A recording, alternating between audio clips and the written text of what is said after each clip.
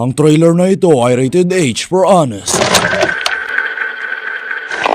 Mula sa director na na-rewind ang Middle Child sa 7 Sundays. Ngayon, i-rewind niya ang isa na namang pelikula ni Cathy Garcia na Four Sisters and a Wedding. Pero hindi gaya ng mga madadaling moneymakers ng Star Cinema. Ito naman ay diretso sa streaming. Bagong sine? May us. Four Sisters Before the Wedding. Napanood mo na yung Four Sisters in a Wedding o baka mas kabisado mo lang yung mga memes kagaya ng pelikulang ito. Dahil hindi naalala nito na nagkatuluyan sila Bobby at Chad sa original. I like you, Bobby. I'm sorry, Chad. Hindi pwede. Kasi mag-shower ka na. Ba't ba kasi dinala mo yun dito? Bakit? Move on na naman siya, di ba? Nakalimutan na hindi binasted ni Chad si Alex. I'm really sorry, Alex. Missed you. Nakalimutan na hindi pa nagkakabate sila Bobby at Alex hanggang sa kabataan. Sorry, ate. Kasi nagalit ako sa'yo. Alam niyong ilang beses kong sinubukang humingi ng sorry sa kanya. Gaya ho ng gusto niyo, di ba? Lagi naman ho niya ako sinusoplak eh. Nakalimutan na isa lang ang emosyon ni Gabby Salazar at nakalimutan na mabanggit kung ano yung simula ng food fetish ni Rebreb.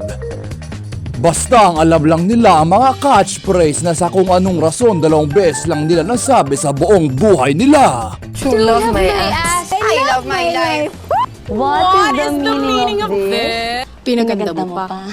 Oh my goodness, I am so smart. Napanood din ba nila yung Four Sisters in a Wedding? Nung ang bunsong kapatid na naman ng mga mag-aating Salazar ay natawag ang kanilang atensyon na magsanib puwersa ulit. Sila ay walang gagawin na parang hindi mga frontliners ng 2020 kung hindi magtitidum sa panahon na ginawa nila yung eksklusibong sequel sa prologue ng Four Sisters in a Wedding. Mas mabuti pa maghiwalay muna tayo. Oh no! Bilisan na natin before it's too late. Ginampanan ng mga aktres na nakuha ng sobrang galing ang mga boses, personalidad at estilo ng 4 na original na mga aktres. Alam ko ba si John Lloyd ang crush mo? Si John Lloyd nga! Nakakatawa dahil lahat kayo pagtanda nyo ay magiging kalab team nyo si John Lloyd. Sa kanilang maagang edad na pumatok, ipagdarasal mo sila na, ewan ko, hindi tumanda na bumida sa isang teleserye na malaglag sa green screen? Takbo! Napamahal ka sa mga Salazar Sisters sa original mula sa kanilang unique na mga personalidad.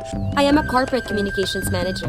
I am required to have an extensive vocabulary, so I never use inane and poorly worded language like black sheep and old maid to describe the people I just met. Sa puntong ginagamit nyo sila bilang simbolo para lang makarelate. Dito, sila naman ay pare-parehong nangibabaw sa kanilang personalidad kung saan sila ay malalarawan lang mula sa kanilang mga love interest mula sa isa na hindi compatible sa kanya, isa na hindi compatible sa kanya, at hindi compatible sa kanya. Dahil sa mindset ng kabataan, wala ka ng problema pag meron ka ng jowa. Anong gusto natin? Pera, pera, pera! Tsaka jowa.